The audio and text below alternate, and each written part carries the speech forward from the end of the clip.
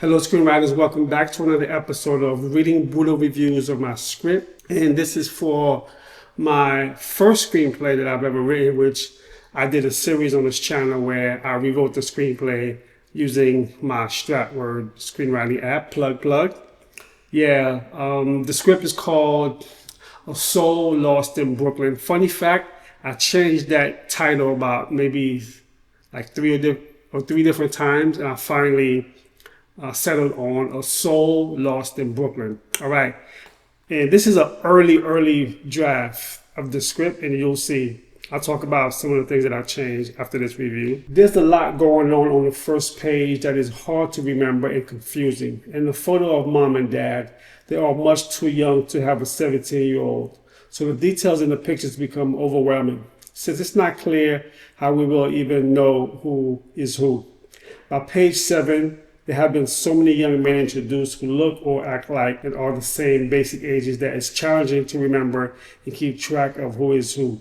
Find a way to introduce them so they have a chance to make an impression before the next ones are introduced. The scene description is very dense and the pages can be intimidating to read as a result. Try reducing the amount of detail and keep the action to 1 or 2 lines. Streamlining the script will make it easier to stay involved in it. By page 35, it isn't clear what the main conflict in the screenplay is. There are lots of plot lines and so many characters that they are convoluted. But what the driving engine in the screenplay is lacks clarity. Page 41, the death of Damon, comes late in terms of the structure. Page 112, Wallace doesn't blame Kafella for shooting Damon.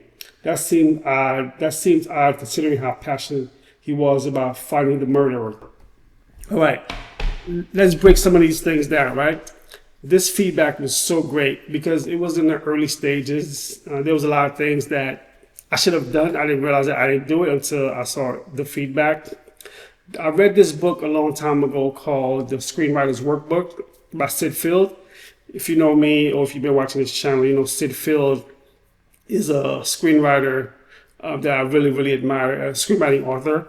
In his book, he breaks down as far as the plot point, right? Where by page, I think it's 25 or page 35, you're supposed to have something that turns the story on its head. I think it's called the plot point 1. And even though I read the book, I knew what I was supposed to do at page 35, but I did not do it. And then the plot point was the fact that Damon, which is the bully, he was murdered, right? Because that happens, it turned the story all around. From this reviewer pointed out, I didn't have the plot point 1 until page 41. I was a few pages late with it. I went back, I rewrote it, and I made Damon's murder happen a lot earlier, around like page 25 or page 30. I know a lot of screenwriters say you're not supposed to be too specific about this is supposed to happen at this page or this is supposed to happen at that page. I know, but keep in mind, when I wrote this screenplay, I was like very young. It was a long time ago, so I wanted to make sure I had the right structure. It was very important to me. Now, yes, I'm not so set on specific structures anymore because I've read enough screenplays to realize that like it's okay to not have a plot point 1 at page 35 or the second midpoint at page 65. I'm very flexible with it. And then the other thing this reader pointed out is the fact that Detective Wallace, right?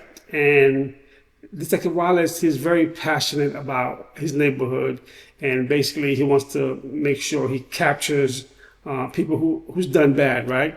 And the reader made a good point where even though Kafella, spoiler alert, killed Damon, and in the original draft, Detective Wallace, he didn't really blame Kafella for it, and it didn't seem like something his character would do. So I went back and I rewrote that screen, and he does blame Kafella. However, though, he also blames the neighborhood as well too. So I changed a few things a little bit. The other thing the reader pointed out was the fact that when I introduced the characters, basically everyone was all over the place. If you read the original draft of A Soul Lost in Brooklyn, basically, I think all the characters had names that started with J. They all did sound the same, and I didn't really introduce them to make them stand out. Of course, I reworked it. I changed some of the names. I think the only name that stayed the same was Kafella, but everyone else, I changed their name a little bit.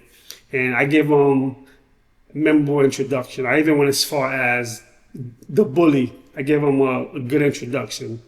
And this feedback was very good. And as a result, I think it really made my first screenplay of So Lost in Brooklyn now at a point where I'm confident that I'm ready to go into production with it. I'm going to eventually do a series where I show you guys how to go from pre-production to production and then to post-production. I'm excited about that. It's going to be for So Lost in Brooklyn. That's coming very soon. And thank you so much for watching. And make sure you like the video if you love screenwriting, and also subscribe if you want to see me get to 2,000 subscribers. All right. Make sure you go to stratword.com to write your screenplay. Fade out.